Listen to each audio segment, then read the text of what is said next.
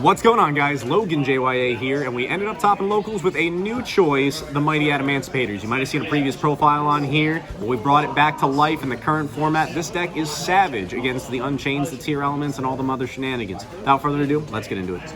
All right, we're gonna start off with the monsters. Quick and easy through the basics. Think about it like Adamancipators. You're playing 3 Researcher, 3 Seeker. That's your Alpha and your Zeta. And we're also playing 3 Analyzer. Analyzer is very important because it is another Adamancipator name.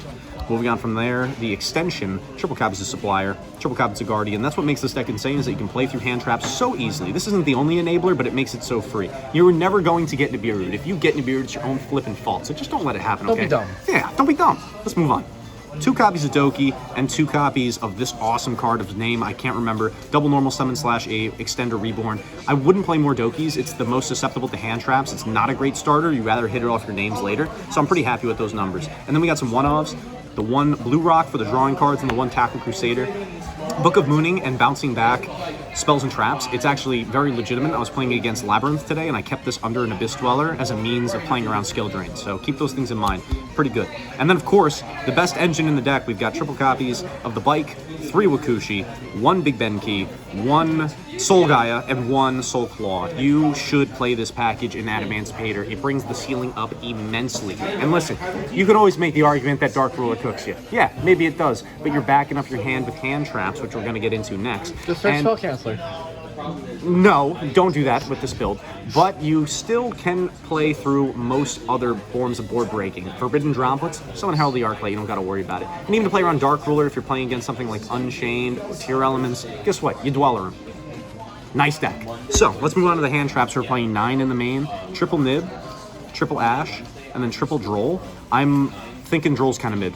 Droll might get changed for something else. I'm not sure what yet. It might. I know I was talking with my buddy Mike. He was saying maybe to do Effect Veiler in the slot or Mourner. I was thinking those might be decent, and moving this into the side deck.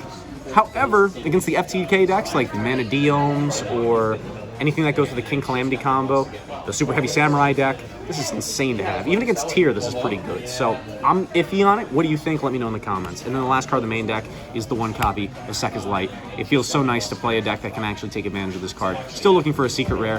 Hopefully we'll have one before we do this profile ever again.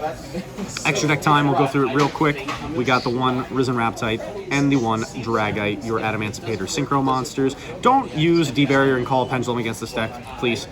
Other synchros, we got Herald of the Arclight, Coral Dragon. This is especially important because it's a water, so it's removal, it's a tuner, and it's a water, so you can bring back the level 2 Blue Rock from Grave.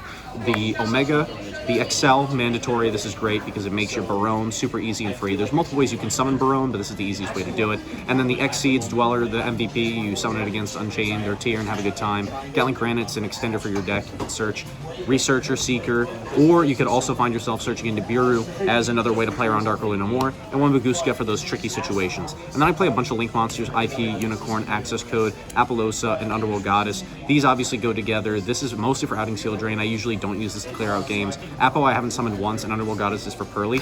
I didn't use any of these during the main tournament today. Didn't use a single one. Mostly just Synchros and Exceeds. So honestly, there might be a case to cut the Links back even more, but they're still important flex spots to have. All right, finally, we've got the beautiful Field Center.